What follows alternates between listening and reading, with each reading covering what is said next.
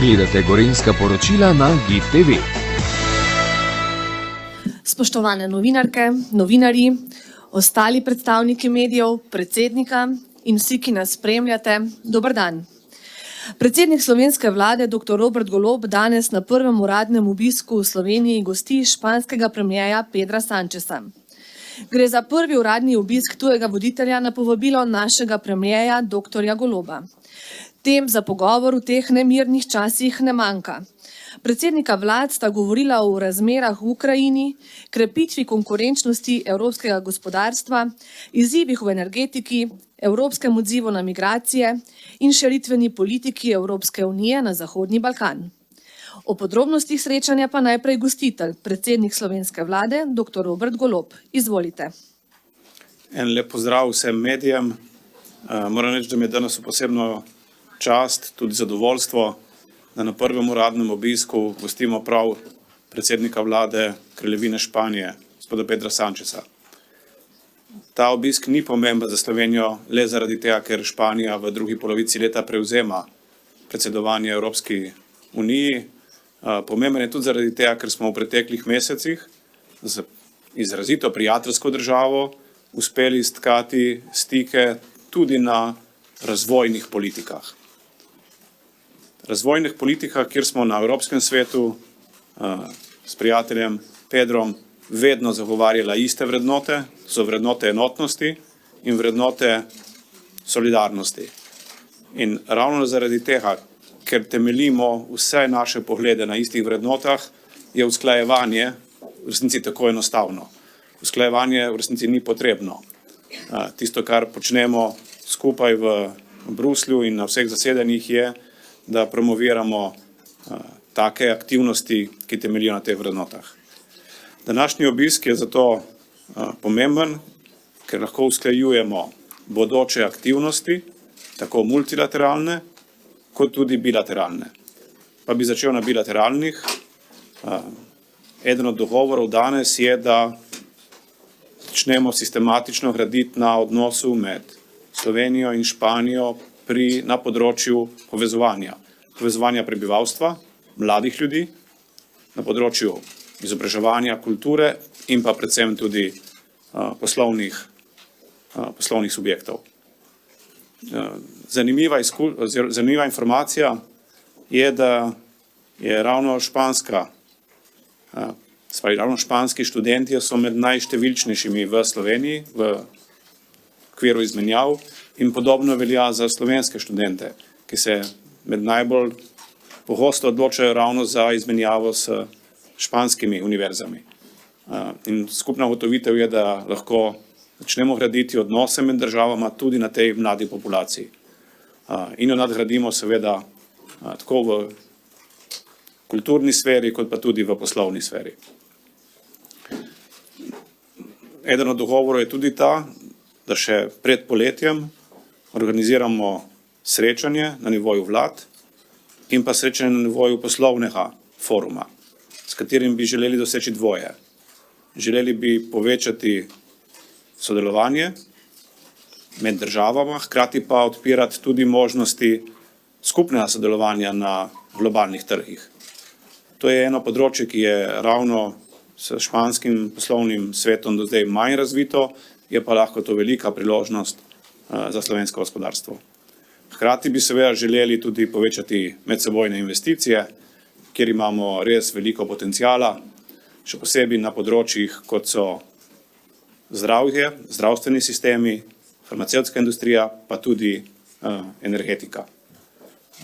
Potencijalov je dosti, interesa tudi in na naju s predsednikom vlade je zdaj naloga, da to prelijemo v konkretne dejanja.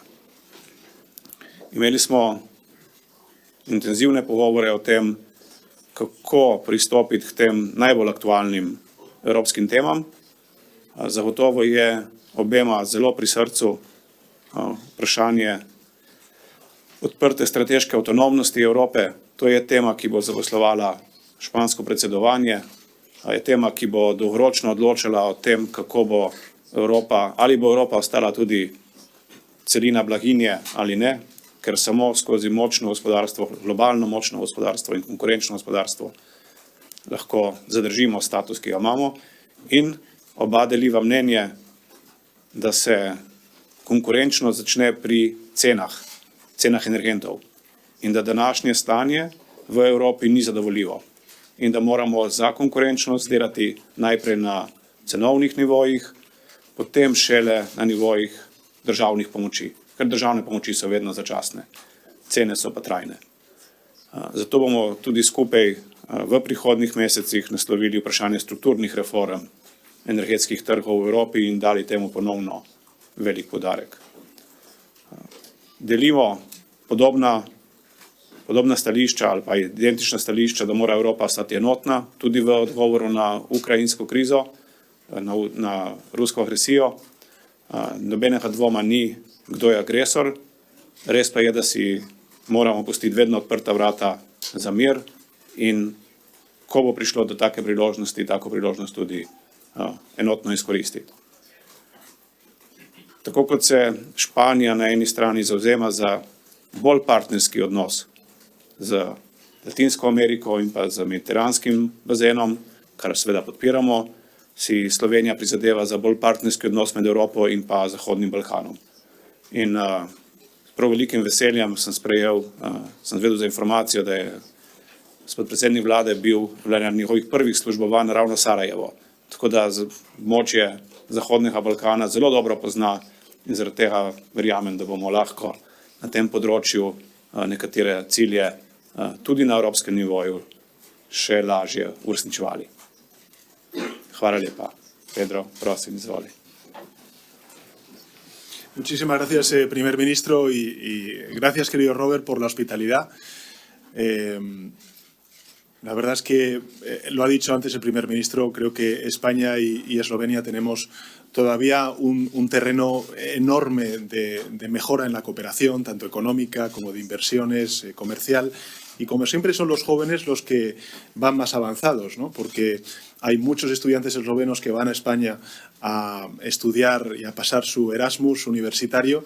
Na Erasmus izmenjave in hkrati so Španci najštevilčnejši študentje v Sloveniji, ki tu študirajo na univerzah v tej čudoviti državi in zato lahko našim dvostranskim odnosom pridamo neko novo raven in predsednik vlade je zato predlagal, da bi na dvostranski ravni okrepili odnose med obema državama in to seveda pozdravljamo in to nameravamo skupaj zagnati. V evropskem kontekstu pa seveda lahko te dvostranske odnose med različnimi državami še dodatno razvijamo, tudi znotraj sredozemskih skupin, recimo sredozemskega okolja, naprimer, to je bistvenega pomena. Dejstvo je, da smo Španija in Slovenija povezani znotraj drugih povezav, tudi znotraj NATO, potem to se zelo pozna, odkar je Rusija napadla Ukrajino. Tudi v klubu sredozemskih držav sodelujemo, tako da je ta sredozemska usmeritev za Evropsko unijo, po mojem mnenju, gotovo dobra za Evropo. Tako da po eni strani to tudi lahko pripelje do boljših rešitev za izzive, s katerimi se sooča Evropa in s katerimi se soočamo na številnih srečanjih, na katerih sodelujeva tako slovenski predsednik vlade kot jaz sam.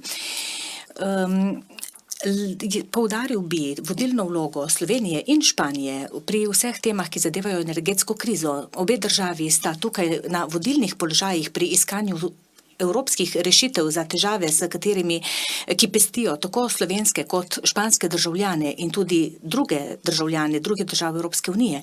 Menim pa torej, da so glavni predlogi in glavni dogovori, ki jih lahko španska in slovenska vlada skleneta, kar bo izhajalo iz teh srečanj, to, da bomo še naprej spodbujali pomembno reformo energetskega trga v Evropi.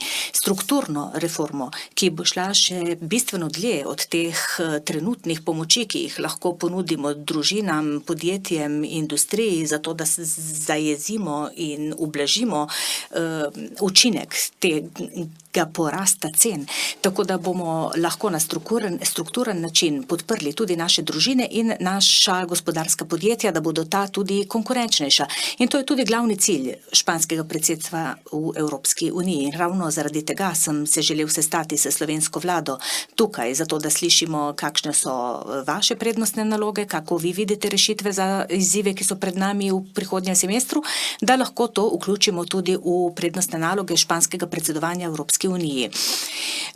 Lahko že povem, da so predlogi zelo podobni, da se strinjamo v številnih točkah, saj že dolgo časa skupaj delamo na njihovi pripravi.